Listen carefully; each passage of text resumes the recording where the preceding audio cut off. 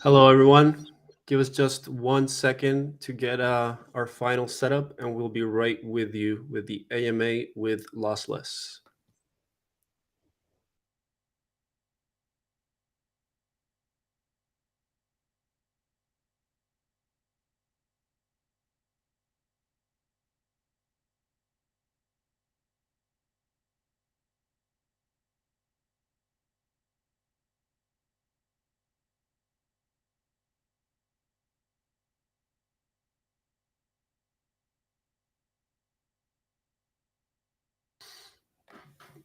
All right. Hello, everyone. Welcome to today's AMA with Lossless. Our guest is Monica, who is the CMO, and we're going to put her up on screen right now. She's also invited a very special guest for today. So, Monica, how are you? Hi, doing fine. Immediately just want to say sorry to the audience if this little guy makes some, well, not sorry for the cute noises, but if he does lay like some crying or something, sorry if I'll have to repeat an answer or so. But yeah, that's what a CMO mom is. Yeah, no worries. Here at Gate, we are very family friendly, so the special guests are more than welcome. So, Thank you. Monica, why don't you start with telling us a little bit about yourself first, and maybe how you got started in crypto. Sure. So I got introduced to the concept of blockchain back in 2017. At that moment, I was working with the Lithuanian IT sector, with most of the IT companies in the country, and so basically, I had access to various IT CEOs, and naturally got into the concept of blockchain, and they explained it to me. But back then, I didn't get to it hands on. I didn't take that so-called deep dive, not taking the rabbit hole and everything, but Mhm. hands-on. I went into the space back in last year in summer. I was offered a job in a project, and I started leading its marketing. Afterwards, I joined Lossless, and I haven't regretted my choice to come into crypto ever since. The best team ever, and the solutions we're creating for the entire space is also making my job worthwhile and also very valuable, not just for me personally, but I believe for the industry with this entire mission as well. So it's a pride and joy to be working there. Cool, glad to hear. We need very special and enthusiastic people to join the space, especially during these tough times. So we're glad to Yes, have you in the industry. thank you. So, Monica, can you tell us what is lossless? What are you guys trying to achieve in Web3? Sure. So the keyword that you're looking for is actually security. What we do, we are a security protocol, and we are creating products for the Web3 space so that we would protect your funds, the project's funds, and avoid any kind of financial loss that come afterwards of hacks and various exploits. So we have already 4 tools live, and another one is coming at the end of September. So that's our core mission. We want to prevent various hacks, exploits, social engineering, whatever may cause you your funds of loss of funds. Sorry, Mhm. loss of funds. Yeah, and we are working exactly in that direction, creating those tools, especially directed towards the founders of the projects, since they are the people who are working at the smart contract level, and they have access to implement those security tools, which directly end up protecting the holders as well. So that's our mission, what we do in the space. Got it. Got it. And then if you could just briefly summarize, what would you say was the main reason that Lossless was started? Sure. If we go back to last year, January, uh, the core team was founded on the principle that there are no solutions for security in the space. If you, for example, go into CoinMarketCap's cybersecurity category, you will find roughly 15 projects which are listed there that are working with security. So what Mhm. happened is that our CEO got rug pulled twice, Mm, and he wanted to learn if there are any kind of solutions that he could implement personally to protect his funds in the wallet, so that wouldn't happen ever again. Unfortunately, he was not able to find those kind of solutions in the space. Yeah, and this little guy agrees with me on that there are no yeah, solutions in the he space. feels the pain. He feels the pain of rug pulls. He definitely does, yeah. So what happened is that, so I can't find any solutions in the space, why can't I create them myself? And that's what happened. The team was formed back last year in January. The token was launched in the first days of July, and so Lossless started its entire journey, and we're already 15 months old, if I'm not mistaken, and already with multiple tools live, already with success cases in the space. So definitely the right direction at what we're doing. Got it. Yeah, security is definitely very important. I mean, if we're gonna ever hit the mainstream, we can't be having rug pulls all the time. It just, Yes, gives a terrible reputation. So, definitely an essential aspect there. sure. Maybe talk to us now about some of the specific products that you guys are developing. Of course. So I'll start from the very first ones that we launched. So naturally, our entire goal, the first goal that we had as a team, was to launch the so-called lossless protocol. The core was the core mission goal was to help prevention to do the prevention of hacks from various exploits at the smart contract level, to stop the loss of tokens and so on. Because we do see, especially this year, in the first half, we already lost more than $2 billion Mm, in various hacks. So that's what the protocol's purpose was. But we launched it sorry, this year in April. Our very first tool, though, was Token Minter. We wanted to provide a solution for various upcoming projects into the space to mint their tokens for like free of charge, but with the possibility to have our protocol already integrated into their token. What happened is at that point, though the protocol was not launched, the code piece that you integrate basically acted as a so-called sleeping code, awaiting its launch. So the token minter was the first one. Then we launched tool number two, vault protection, aimed at projects, big wallets, you could call them. We call them vaults, but it's basically project wallets. And what you could do with those is you could either whitelist wallets that could receive from that project's wallet money, or you could also do a so-called withdrawal limiting and place limits per transaction, how much can leave the wallet actually. So yeah, that was tool number two, and then came the protocol. Immediately, the entire team was super excited because our entire main goal was achieved. Naturally, it needs, as always, it needs more developments, it needs more updates, but the core essence was achieved. And like I said, we already had a few success cases, but so this was our most ecstatic moment in the entire teams and projects journey. But we didn't stop there. We also launched another tool, since if you're talking about the lossless protocol, it's mostly aimed at projects which are pre-launch. It's the easiest moment in the journey of the project to implement us without any hassle. So what to do for the projects which are already in the market and they want to protect their currency as well? Here comes our token relaunch toolkit, which is aimed at projects which are already inside the market. And yeah, little dude, I know, yeah, we have issues in the market. Yeah, I know, I know. Yeah, so the token relaunch toolkit is actually, give me a sec. he cries at Yeah, he cries I at the know. appropriate moments. Right when you talk about He the feels the market pain. and when you talk about rug pulls, he cries. Yeah. Okay. Okay. Let's calm down. Let's calm down. Yeah, I know. I know. Yeah, I know. Yeah. Okay. Good. Yeah. So That works. token relaunch toolkit.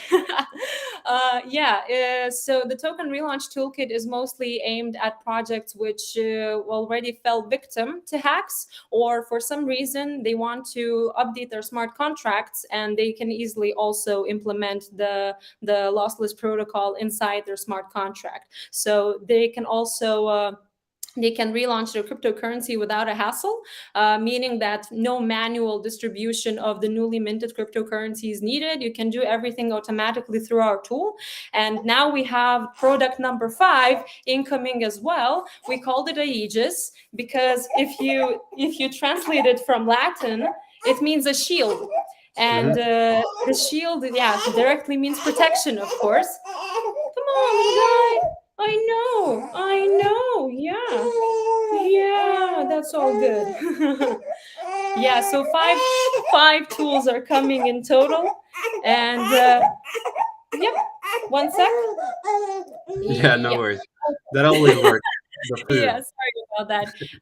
Yeah, and we're going to have tool number 5 soon. Like I said, at the end of September, we're going to launch Aegis, at least the first version of it, and that's actually our most anticipated tool at the moment for protection, because what it's going to do, it's going to allow you to scan all mine transactions. You will be able to spot malicious addresses, send out real-time alerts about those malicious addresses activity, and then stop those hacks from actually happening in the first place. So we are very much working towards the Mhm. finishing touches on the tool and awaiting the launch. Got it. Yeah, you guys definitely seem very busy. I was Yeah. wondering, you mentioned before that you guys had some success cases. I wanted to see if you can maybe elaborate on that or tell us a little bit about what those success cases were like. Sure. So our success cases started small at first. We started with vault protection. Our partners Gotham got basically exploited by an attacker and lost over $55,000, which we were able to prevent with vault protection. And then by using the lossless protocol, we returned those funds back to them. That was roughly more than 8 million tokens in total. Then afterwards, another success case we consider is Vulcan Forged. They have relaunched their token peer with our protocol inside. So for us, that also was a huge success case, since we all know their hack story as well. So using us in that situation, we're very proud and grateful as well. But the biggest success that probably our community definitely knows, maybe it also reached the ears of others, is that we were able to prevent a hack in the recent Harmony's Horizon Bridge hack. One of the cryptocurrencies, the amount that was stolen was around 100 million in various cryptocurrencies, Mm, and one of them was our partner's cryptocurrency. They had us implemented in their smart contract, and we were able to return 78 million of their mm. tokens. So yeah, a success case of ours for sure, and also proof that our protocol works as intended, and that definitely more success cases are going to follow suit. Got it. Yeah, there's a fun question from the audience here. Speaking of success stories, Yeah. you already mentioned around $78 million, but now Lover wants to know how many millions of dollars has the team recovered so far? Maybe if do you guys like handle a certain figure that you guys have been able to recover or protect to date? If I'm not mistaken, since we had success cases before, but they were basically manual security cases. So the protocol was not live yet, and we did the tracing of attackers manually, and just reaching out to them and saying, "Hey, dude, maybe you just return those stolen funds. Otherwise, we're going to give you to the authorities." We used to do it that way, still do when it's necessary. So we're talking about, if I'm not mistaken again, something about maybe $40 million or so, because we had our first success case, if we're speaking about the manual tracing of the attacker, was Cream Finance, around 17 million restored. And then other cases also are following suit, because we get a lot of messages from various projects where we reach out ourselves offering our services and help, but we get a lot of messages asking for support in these cases.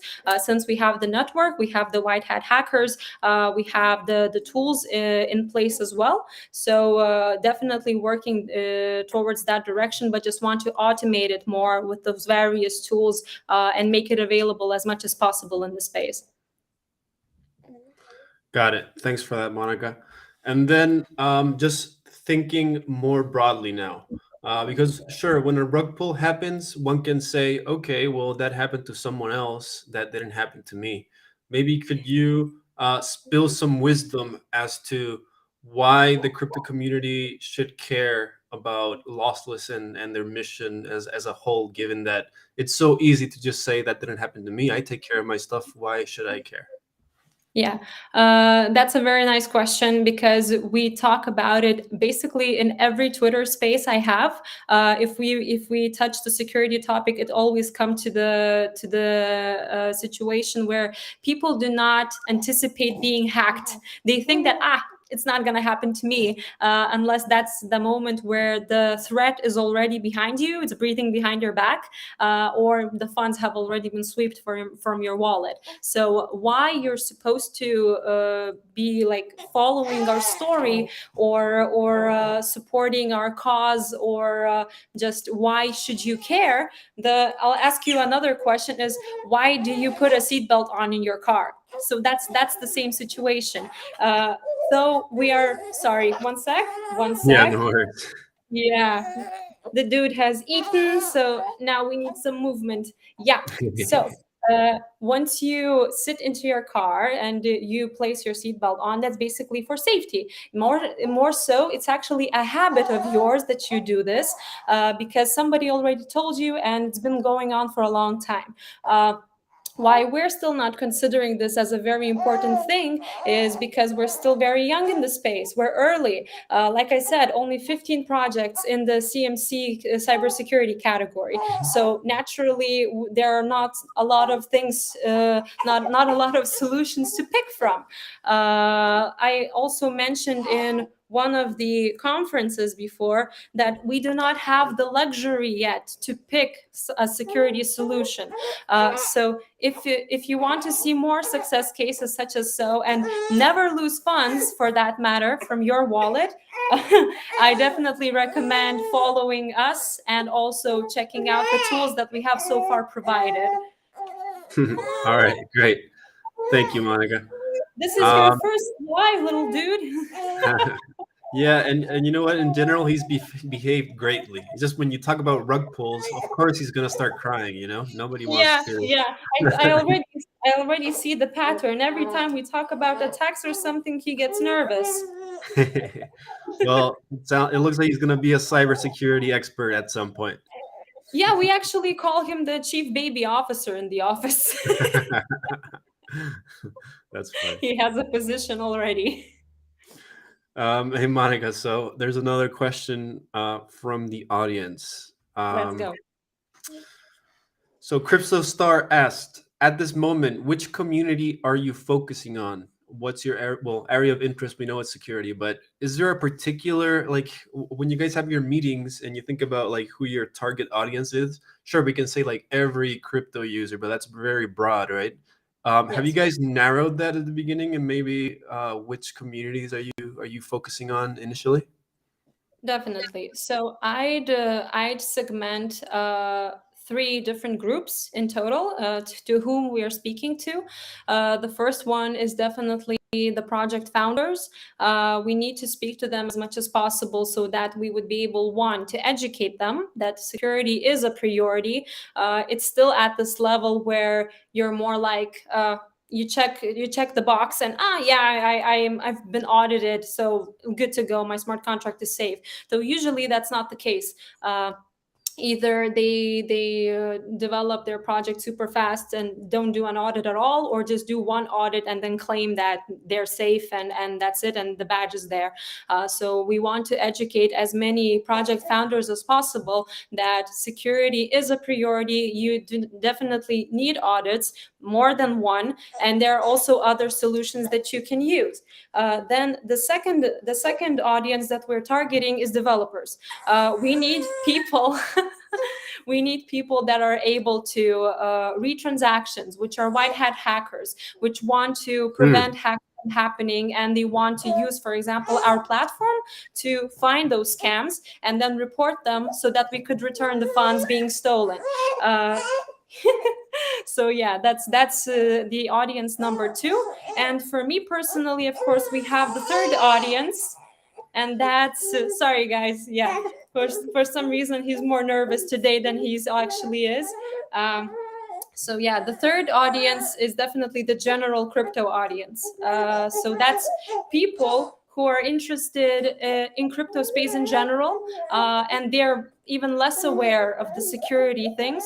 They're basically at the 101 level, and here comes our marketing and educative materials and everything, so that we could help them understand why this is a necessity, and why their wallets are actually in the open if they don't take security actions, precautionary measures, basically. Got it. Yeah, three audiences. Got it. Thanks for answering that. And then, speaking of one of the audiences specifically that you just mentioned, so you mentioned white hat hackers, right? So we have a question from Fashion World here that says that usually white hats receive 10% of the funds that they have returned. Maybe you can talk about why should white hat hackers be interested in working with you guys in your conditions? Surely. So our model is actually a 7% fee that we receive from the money saved. So let's say that we save with the report. A hack was reported, and the amount is $100 million. We, as a company, take a 7% fee and distribute it